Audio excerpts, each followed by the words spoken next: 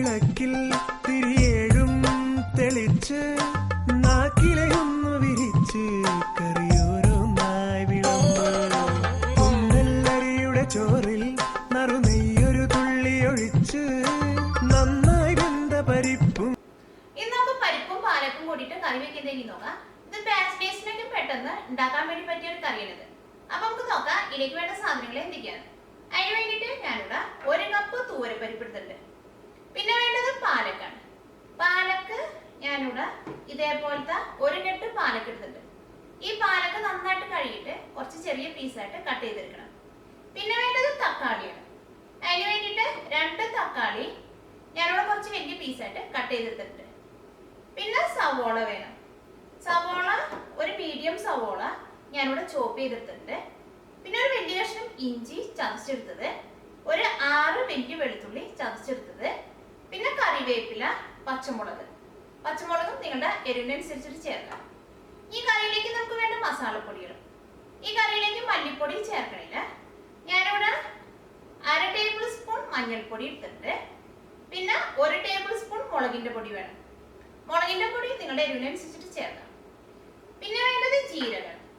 ഞാനിവിടെ ചെറുജീരകം എടുത്തേക്കുന്നത്. ഇതൊരു 1/2 ടേബിൾ സ്പൂൺ എടുത്തിട്ടുണ്ട്.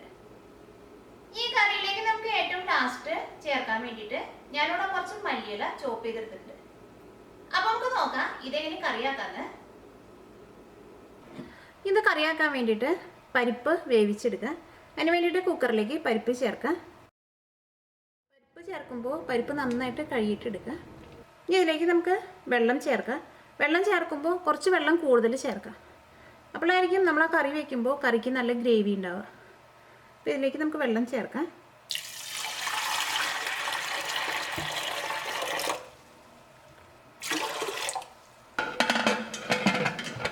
ഈ കുക്കറിൽ നിന്ന് ഒരു വിസിൽ വന്നു കഴിഞ്ഞിട്ടുണ്ടെങ്കിൽ പിന്നെ ഒരു മീഡിയം ഫ്ലെയിമിൽ ഇട്ടിട്ട് ഒരു 15 മിനിറ്റ് വേവിച്ചാൽ മതി. അപ്പോഴേക്കും പരിപ്പ് നന്നായിട്ട് വെന്ത് കിട്ടും.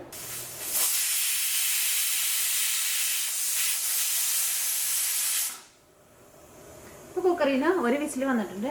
ഇനി നമുക്കൊരു മീഡിയം ഫ്ലെയിമിൽ ഇട്ടിട്ട് ഒരു 15 മിനിറ്റ് കൂടി ഒന്ന് വേവിക്കാം. ഇപ്പോൾ പരിപ്പ് നന്നായിട്ട് വെന്തിട്ടുണ്ട്. ഇനി ഇത് നമുക്ക് കറിയാക്കാം. ഇത് കറിയാക്കാൻ വേണ്ടിയിട്ട് ഒരു പാൻ വെച്ചിട്ട് ചൂടാക്കാം.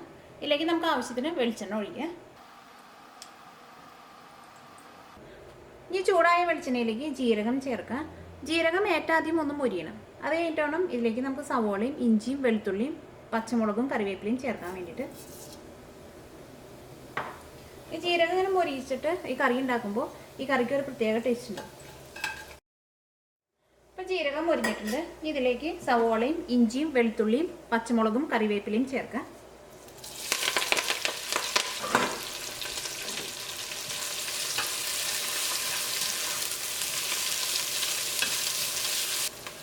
ഇനി സവോളയ്ക്ക് ഒന്ന് നന്നായിട്ടൊന്ന് മൊരിയണം. ഇപ്പം സവോളയ്ക്ക് ഒന്ന് മൊരിഞ്ഞു തുടങ്ങിയിട്ടുണ്ട്. ഇനി ഇതിലേക്ക് മഞ്ഞൾപ്പൊടി ചേർക്കാം. ഞാൻ ഇതിലേക്ക് 1/2 ടേബിൾ സ്പൂൺ മഞ്ഞൾപ്പൊടിയാണ് ചേർക്കുന്നത്. ഈ മഞ്ഞൾപ്പൊടി ഇതിനകത്ത് കിടന്നിട്ട് നന്നായിട്ടൊന്ന് മൊരിയണം. ആ മഞ്ഞളിൻ്റെ ആ പച്ച ടേസ്റ്റൊക്കെ ഒന്ന് മാറണം.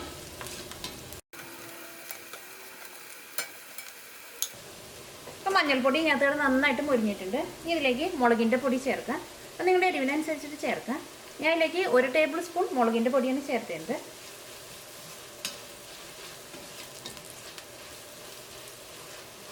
മുളകിൻ്റെ പൊടിയും ഇതിനകത്ത് കിടന്ന് നന്നായിട്ട് മൊരിഞ്ഞിട്ടുണ്ട്. ഇതിലേക്ക് നമുക്ക് വേവിച്ച് വെച്ചേക്കണ പരിപ്പ് ചേർക്കാം.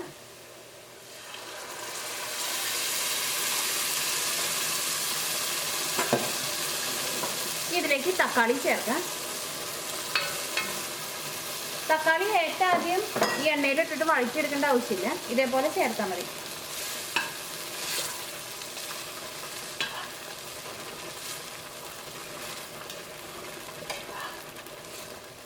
ഈ കറിയിലേക്ക് നമുക്ക് കുറച്ച് വെള്ളം കൂടിയും ചേർക്കാം. അല്ലെങ്കിൽ ഈ കറി കുറച്ച് കഴിയുമ്പോൾ ഇത് ഇരുന്നിട്ട് തിക്കായിട്ട് വരും. അപ്പോൾ കുറച്ച് വെള്ളം ചേർക്കാം.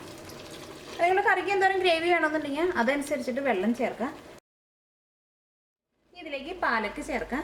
ഞാനിവിടെ പാലക്ക് നന്നായിട്ട് കഴുകിയിട്ട് കുറച്ച് ചെറിയ പീസായിട്ട് കട്ട് ചെയ്തെടുത്തിട്ടുണ്ട്. ആ പാലക്ക് കട്ട് ചെയ്തെടുക്കുമ്പോൾ ആ പാലക്കിൻ്റെ കൂടെ അതിൻ്റെ തണ്ടും വരും.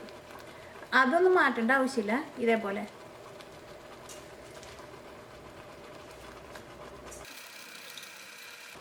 ഈ കറിയിലേക്ക് ആവശ്യത്തിന് ഉപ്പ് ചേർക്കാം.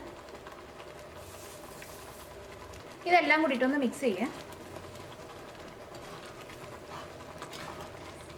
ഈ പാലക്കൊന്ന് ചൂടായി കഴിയുമ്പോൾ ഈ പാലക്കിൻ്റെ ഉള്ളിൽ നിന്നും ചെറുതായിട്ടൊന്ന് വെള്ളം വരും.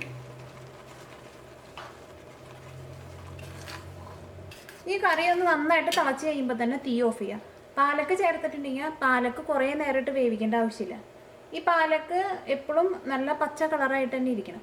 കൂടുതൽ സമയം കിടന്ന് പാലക്ക് വെന്തിട്ടുണ്ടെങ്കിൽ ആ കറിക്ക് ടേസ്റ്റ് ഉണ്ടാവില്ല. അപ്പോൾ ഈ കറി നന്നായിട്ട് തിളച്ചിട്ടുണ്ട്. ഇനി നമുക്ക് തീ ഓഫ് ചെയ്യാം. ഈ കറിയിൽ തക്കാളിയൊക്കെയും ഇതേപോലെ ഇങ്ങനെ കിടക്കണം. അതാണ് ആ കറിയുടെ ടേസ്റ്റ്. ആ തക്കാളി വെന്തിട്ടുണ്ടാവും, പക്ഷെ തക്കാളി നന്നായിട്ട് വെന്ത് ഉടഞ്ഞു പോയിട്ടുണ്ടാവില്ല. അത് നമ്മൾ ചോറിൻ്റെ കൂടെയൊക്കെ കഴിക്കുമ്പോൾ നല്ല ടേസ്റ്റ് ഉണ്ടാവും ഈ കറി. ഇതിലേക്ക് നമുക്ക് മല്ലിയില ചേർക്കാം.